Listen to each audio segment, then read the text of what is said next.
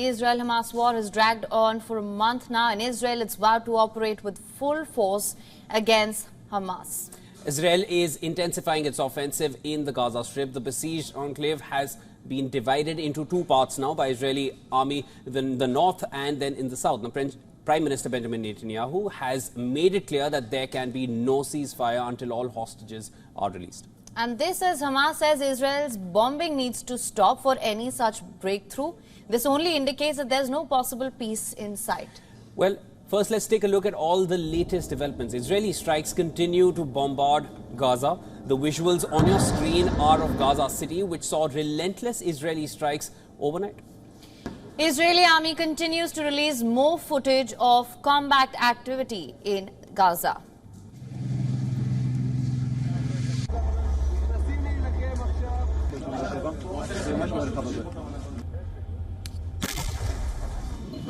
On the other hand, Hamas also released videos showing its response. The group has released a video, it says, which shows militants allegedly firing mortars in Gaza as the war rages on.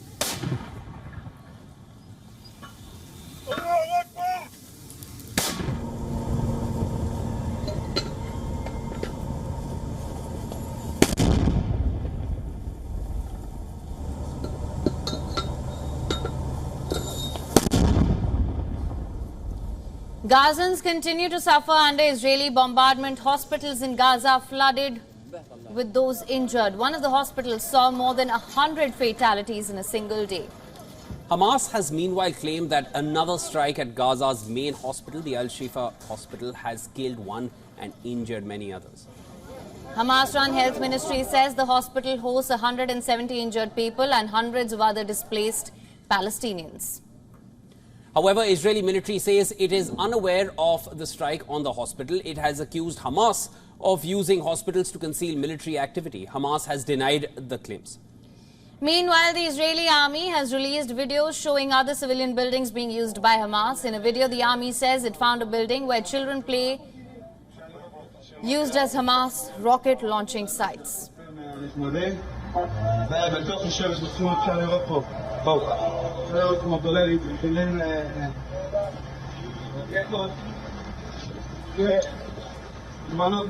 While it also released a video showing a mosque turned into a rocket launching compound by Hamas. אפשר לראות כאן כל הרקטות כבר נורו, מכוונים לכיוון צפון, בתוך שטח הארץ. זה החשמל, והחשמל הזה נכנס עד לתוך המבנה הזה, שהוא בעצם מסגד. And as the war completes 1 month, Israelis lit candles at Jerusalem's western wall to mark 30 days since Hamas attacks. Relatives of those who were killed in the attack mourn the death of their loved ones.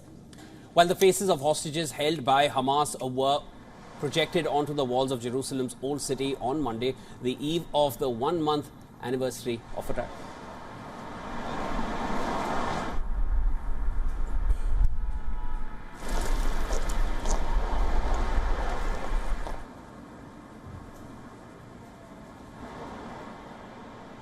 In Tel Aviv, around 100 actors from the National Theatre sat on empty beds to mark the absence of those held hostage by Hamas and also read stories as they grieve and remember them.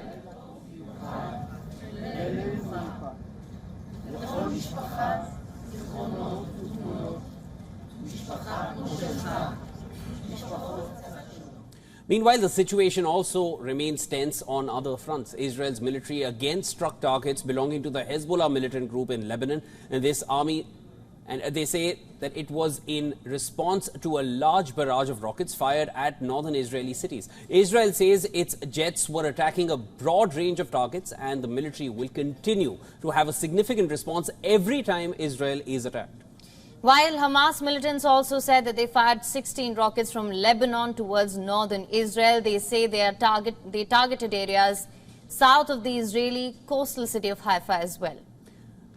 Elsewhere, Yemen's Houthis, the Houthi rebels, they say they launched a new batch of drones against Israel on Monday. They said that the targets of the drones were varied and sensitive and led to halting the movement in the targeted bases and airports for hours.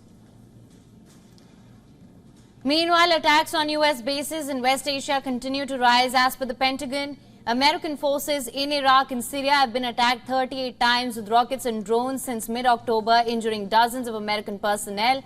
Washington has blamed the spike in attacks on Iran-backed forces.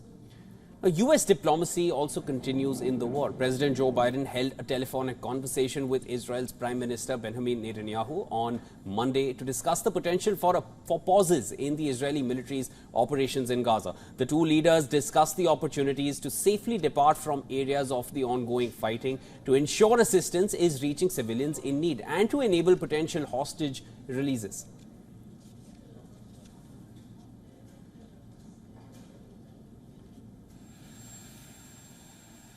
The U.S. has condemned the idea of a nuclear attack on Gaza. As per reports, Biden's administration is planning a $320 million transfer of precision bombs for Israel. Precision bombs is the attempted aerial bombing of a target with the aim of maximizing target damage or limiting collateral damage.